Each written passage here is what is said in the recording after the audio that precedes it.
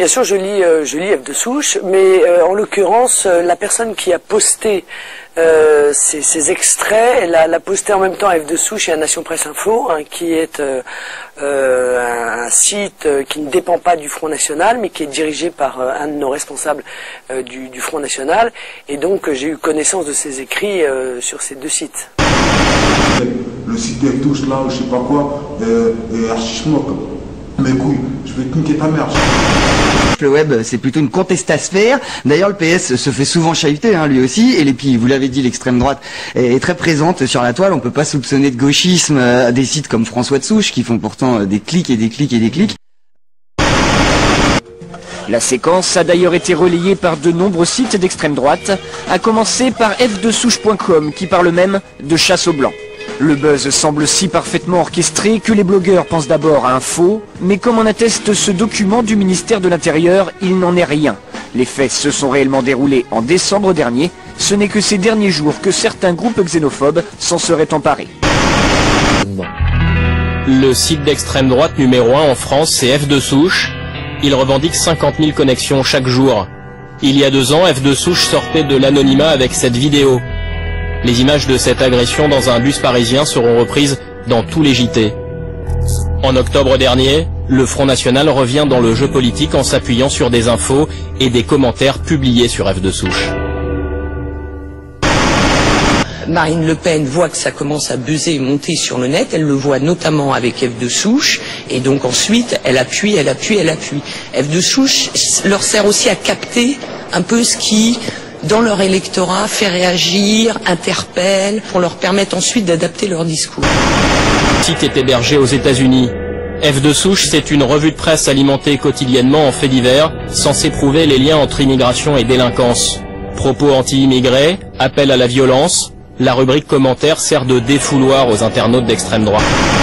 Votre reportage évidemment est toujours inquiétant parce que ça montre qu'on est capable à partir de tel ou tel point d'informer ou surtout de désinformer, donc de créer un buzz, comme on dit, un bruit qu'il est toujours très difficile d'arrêter. Comme tous les vendredis sur France Inter, l'émission de Colombe Schneck, J'ai mes sources, présentait le palmarès des blogs les plus commentés, en collaboration avec l'hebdomadaire de Jacques Rosselin Vendredi et l'agence la Net Squad, spécialisée dans la veille sur Internet.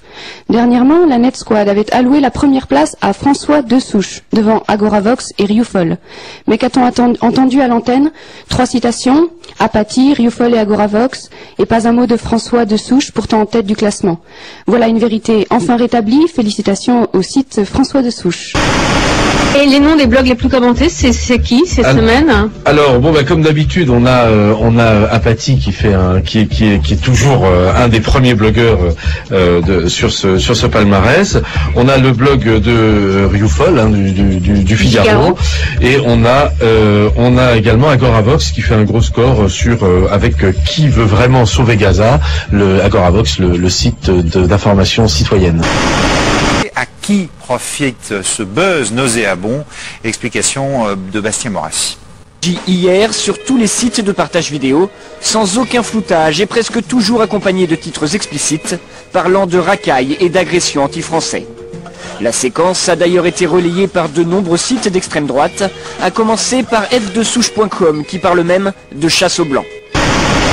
Par exemple, je sais que le blog français de Souche, hein, le blog d'extrême droite, est un des plus lus aujourd'hui en France. Oui, bien sûr. Donc, ça veut dire que ces gens qui sont ostracisés, en fait, sont de plus en plus présents dans les médias. Ces gens d'extrême droite ou des tendances rouge-brun.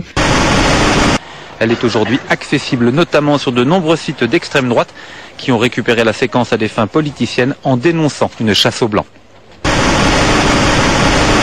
Et dès ce soir, certains sites d'extrême droite diffusaient déjà des propos racistes suite aux événements d'hier soir.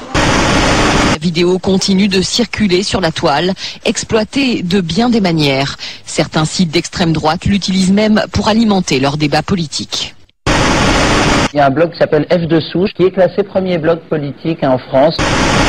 De Souche, François de Souche, tout un programme, un blog d'infos et forums devenu pratiquement le portail de l'extrême droite. Vous connaissez ce mouvement qu'on appelle C'est la fachosphère ou la réacosphère. Et effectivement, le site principal, c'est François de Souche. C'est 12 000 visites à peu près par jour. Enfin, c'est assez énorme. C'est un des plus visités, tous sites confondus en France. C'est l'un des plus visités. Voilà, Cortex, cousin. Bande de fils de pute, là. Je vois, vous faites des montages sur moi. Le site F12, là, je sais pas quoi. François de Souche, là. Cousin.